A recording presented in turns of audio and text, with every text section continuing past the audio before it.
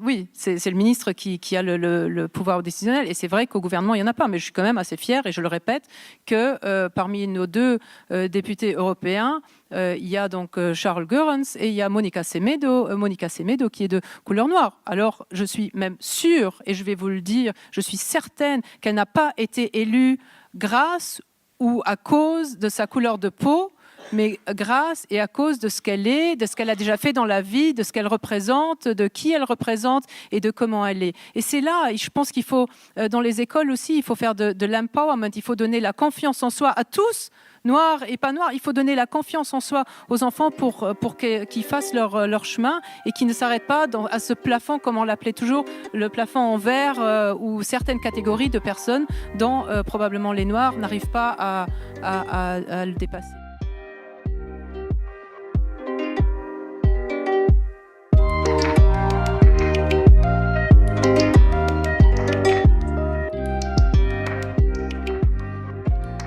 L'antiracisme est-il de gauche? Cette question, je sais que beaucoup d'entre vous qui n'êtes pas forcément politisés se la posent, et il me semblait important d'apporter un éclairage sur les liens entre antiracisme et politique. Je l'ai déjà un peu abordé dans le premier épisode, mais dans cet épisode, je vais développer ce qu'on entend par antiracisme politique. Ici, c'est Sandrine, militante antiraciste et féministe décoloniale. Bienvenue dans Let's Mind Up. Dans l'extrait qui ouvre cet épisode, vous entendez la voix de l'ancienne ministre de la Famille et de l'Intégration, Corinne Cahen, qui, selon moi, est la digne représentante d'un antiracisme libéral qui défend une égalité abstraite avec des affirmations comme « nous sommes tous égaux »,« il suffit de travailler pour réussir »,« il faut militer pour des actions d'empowerment » ou « je ne vois pas les couleurs ». On voit bien qu'on est dans un antiracisme moral, complètement dépolitisé, c'est-à-dire que le rôle du racisme dans le fonctionnement même de la société est effacé, invisibilisé. Le racisme est considéré comme une attitude individuelle d'hostilité envers des groupes humains qui doit être combattue par la condamnation morale. D'ailleurs, toute cette conférence Being Black in Luxembourg de 2019 est un cas d'école de la façon dont on peut débattre pendant 1 heure et demie sur le racisme d'un point de vue uniquement moral, sans remettre en cause les structures de la société. Or, on a vu dans le premier épisode que le racisme ne peut plus être considéré juste comme une attitude individuelle à corriger par la volonté, mais comme faisant partie du fonctionnement des structures des sociétés européennes, soutenues et reproduites par l'État lui-même. Mais aborder le racisme avec une approche systémique, ça ne va pas de soi, même pour les personnes qui vivent le racisme. Pourquoi? Parce que nous vivons dans des sociétés libérales dans lesquelles règne le culte de l'individualisme. Nous sommes sociabilisés avec l'idée que dans une société démocratique, les individus sont récompensés uniquement en fonction de leur mérite individuel et que la discrimination n'a pas sa place. Ces valeurs libérales s'accordent avec l'idée que l'appartenance à des groupes sociaux ne sont pas pertinents pour déterminer les conditions d'existence d'une personne. Mais le problème, c'est que si on se contente d'un discours antiraciste autour de la notion d'égalité, la plupart des individus, des organisations, des institutions vont chercher à maintenir ou à augmenter leur propre pouvoir, d'autant plus que les structures du pouvoir ne seront pas questionnées. Dans cette vision libérale, le rejet du racisme au nom de l'universalisme, des droits humains, de la méritocratie, va en fait produire du racisme. Et ce racisme va se manifester de différentes façons. Par exemple, à travers l'injonction à la pédagogie, c'est-à-dire l'attente selon laquelle les personnes racisées devraient apprendre aux personnes blanches à être antiracistes. Ça se manifeste aussi à travers le tokenisme, le fait d'utiliser des personnes racisées comme preuve que l'on n'est pas raciste. On a tous entendu la fameuse phrase qui commence par « j'ai un ami noir, donc je ne peux pas faire telle chose » ou « j'ai un ami musulman, donc je ne peux pas être islamophobe ». Et le tokenisme, ça consiste aussi à recruter de manière symbolique des personnes racisées dans des positions politiques ou des rôles de leadership sans que leur présence ne soit accompagnée d'un réel changement ou d'un réel engagement en faveur de l'autonomisation de ces groupes. Cette vision libérale qui devient raciste se manifeste également à travers le colorblindisme, le fait de ne pas voir les couleurs, de dire qu'on ne voit pas les couleurs. Ça consiste à nier ou minimiser l'impact du racisme sur les personnes qui le vivent, en suggérant, par exemple, que certaines formes d'oppression sont pires ou analogues à d'autres. J'ai parfois débattu avec des femmes blanches féministes qui me disaient que, en tant que femmes, elles pouvaient s'identifier au racisme parce qu'elles vivent aussi une oppression. Et cette phrase est à la fois violente parce qu'elle s'adresse à une femme qui est aussi noire, donc qui vit des discriminations croisées, parce que les hommes noirs vivent des situations de discrimination en tant qu'hommes noirs, que les femmes blanches ne peuvent pas vivre. Je parle notamment des violences policières.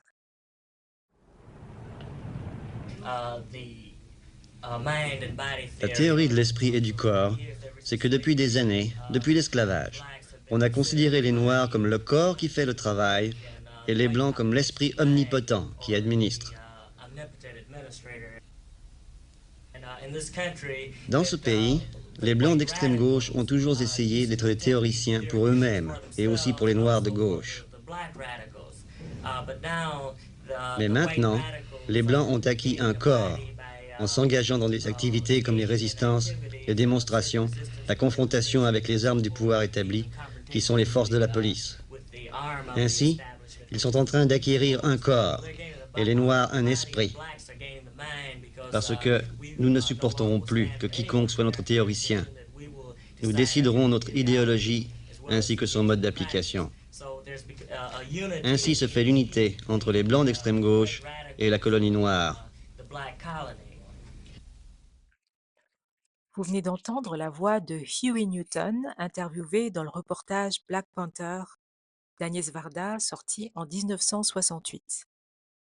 Newton est l'un des fondateurs, avec Bobby Seale, du Black Panthers Party, un mouvement révolutionnaire de libération afro-américaine d'inspiration marxiste-léniniste et maoïste, formé en Californie en 1966. Alors, une fois qu'on s'est penché sur les manifestations de l'antiracisme à droite, on doit considérer comment se porte l'antiracisme à gauche. Et on voit que les grands mouvements antiracistes du XXe siècle, les mouvements révolutionnaires comme celui du BPP et les mouvements pour les droits civiques aux USA, les luttes anti-apartheid, les luttes de décolonisation, tous ces mouvements ont été portés par la gauche politique au sens large. Je pense aussi au Parti communiste américain dont Angela Davis était membre, les mouvements dits tiers-mondistes, les mouvements anarchistes, etc. Un mot sur le maoïsme du BPP. Ce mouvement qui a été créé dans les années 60 à une époque de mouvement d'indépendance et de libération nationale, mais aussi un moment où peu de pays pouvaient se vanter d'être libres. Mais c'était le cas de la Chine. Et le monde entier a observé la façon dont la Chine s'est libérée des influences extérieures, et la Chine est devenue progressivement un exemple à suivre pour beaucoup de mouvements de libération. Ce qui a attiré les personnes qui ont fondé le Black Panthers Party aux États-Unis, c'est l'accent que le maoïsme a mis sur le service à la population. Et ce service à la population, on le voit notamment à travers le programme de distribution de petits déjeuners qu'a mis en place le BPP. Et Mao a également apporté son soutien à la lutte des Noirs américains. L'anticolonialisme et l'anti-impérialisme sont de gauche, dans le sens où ils portent des valeurs d'insoumission, de solidarité et de justice sociale. Les mouvements altermondialistes et de lutte pour les droits des sans-papiers sont aussi des mouvements traditionnellement de gauche. La gauche anticapitaliste soutient un antiracisme politique qui analyse le racisme comme un système de pouvoir historique, se situant dans un continuum. L'antiracisme politique, et là je fais référence à nouveau à ce que je disais dans le premier épisode de ce podcast, cet antiracisme politique part du constat qu'il existe un racisme d'État, c'est-à-dire On part du constat que même si l'État revendique un engagement antiraciste, les politiques publiques continuent à racialiser les personnes non blanches. Et ici, il faut faire une nuance, puisqu'il existe aussi un antiracisme de gauche dit républicain, porté par la gauche modérée. Au Luxembourg, on pourrait dire que c'est le LSAP qui porte cette forme d'antiracisme. C'est une vision de l'antiracisme qui est intégrationniste, qui considère que l'antiracisme politique diabolise globalement l'Occident et son histoire, et c'est aussi une gauche qui a une vision qui remet en question l'emploi du concept de race et l'existence de la suprématie blanche. Quand je parle de suprématie blanche, je parle de ce système politique fondé sur la suprématie des valeurs culturelles et des normes des peuples d'origine européenne par rapport aux autres groupes humains. Tout le monde est d'accord pour dire que la race, au sens biologique du terme, n'existe pas. Il n'y a qu'une seule race humaine, mais la race sociale, elle existe. Elle fonctionne. Pour rappel, les théories raciales pseudo-scientifiques, qu'on appelle aussi le racisme scientifique ou le racisme biologique, elles apparaissent au XIXe siècle sous l'effet de la seconde phase de colonisation du monde par l'Europe. Ces théories avaient une fonction politique, la fonction de justifier la colonisation. Après la Seconde Guerre mondiale, et avec le développement de la génétique, les travaux de recherche montrent que les classifications inventées par le racisme biologique ne renvoient en réalité à rien de scientifique. Suit alors une période après le drame de la Shoah pendant laquelle on essaie d'effacer le concept de race.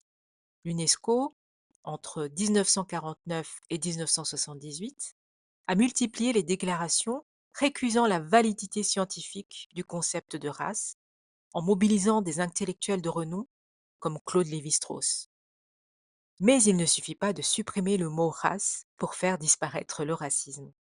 Ici, je vais citer Colette Guillaumin, qui écrivait en 1981 dans la revue Le genre humain.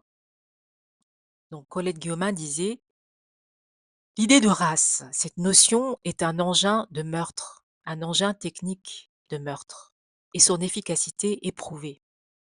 Elle est un moyen de rationaliser et d'organiser la violence meurtrière et la domination de groupes sociaux puissants sur d'autres groupes sociaux réduits à l'impuissance. À moins que l'on en vienne à dire que la race n'existant pas, personne n'a pu et ne peut être contraint ou tué à cause de sa race. Et personne ne peut dire cela parce que des milliers d'êtres humains en sont morts et que des millions d'êtres humains sont dominés, exclus et contraints à cause de cela. Donc le concept de race au sens sociologique du terme est indispensable pour analyser, comprendre et lutter contre le racisme.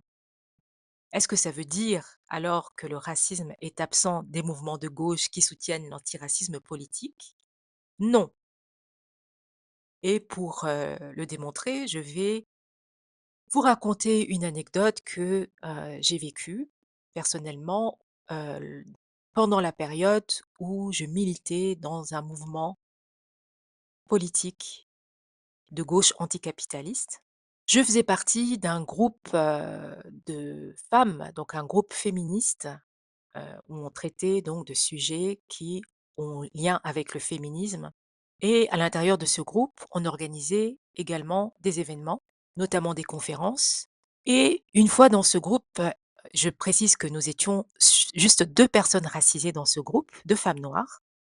Il y avait aussi des hommes dans ce groupe. Et un jour, une membre de ce groupe a proposé d'inviter une militante allemande, une auteure et militante allemande qui s'appelle Koschka Linkerhand, qui a des idées anti-queer, islamophobes et racistes.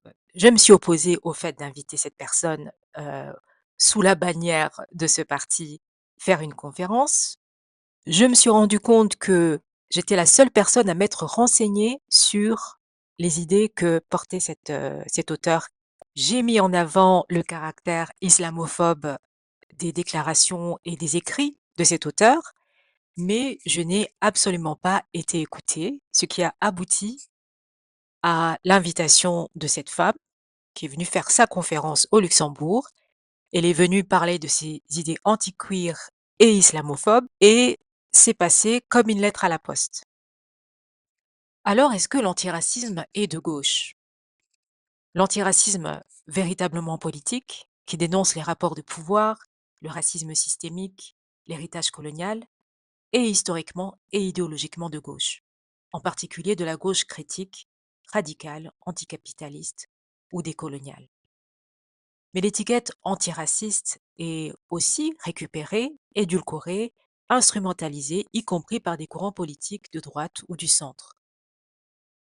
Il y a un terme qu'on utilise souvent pour désigner cette situation, c'est le terme de diversity washing. Cette vision évite de parler des privilèges, de la violence institutionnelle ou de la réparation historique.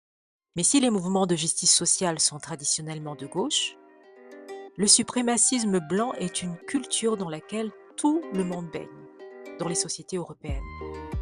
Dans ce contexte, des pratiques et des comportements racistes continuent à exister même dans les organisations et mouvements majoritairement blancs de la gauche radicale. C'était Sandrine, merci de m'avoir écouté et je vous dis à très bientôt.